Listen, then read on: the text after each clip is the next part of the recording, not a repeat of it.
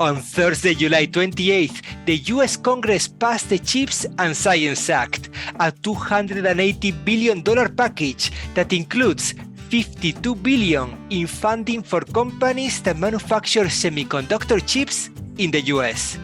Competition from Asian companies means today only 12% of chips are manufactured in the US. Investment in the CHIPS and Science Act is going to create more than 1 million construction jobs over the next 5 years. That's not even counting the job making the chips, just building the facilities. But regaining an edge in chip making will require not just money, but spending it the right way.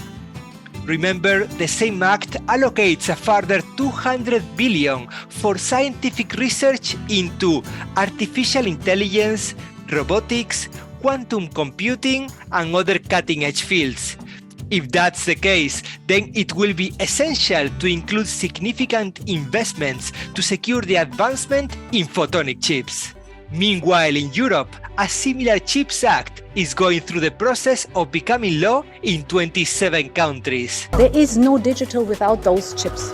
In total, more than 43 billion euro of policy-driven investment will support the CHIPS Act until 2030, which will be broadly matched by long-term private investment. But do these acts mean only nanoelectronic chips? Professor Hugo Timpont, Vice President of Photonics 21, takes up the story.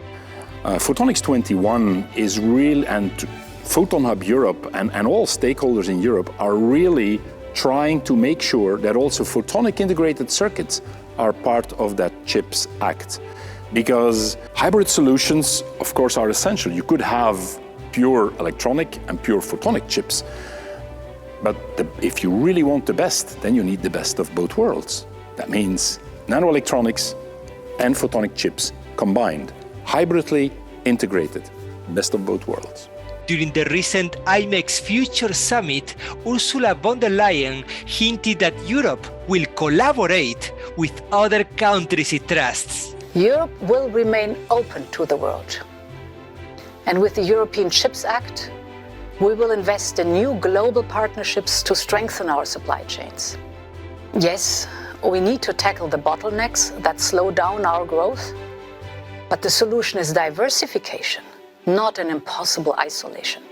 Indeed, this is not a European or an American isolated challenge. This is a global challenge, and that is why we have given it the highest priority in our Optica Global Industry Network. So, on Tuesday, 20th of September, at the largest conference on optical communications in Europe, ECOC, taking place this year in Basel, Switzerland, we will have a breakfast briefing and discussion with European Commission's Colette Maloney and 150 top executives from the photonic industry. Seating is very limited.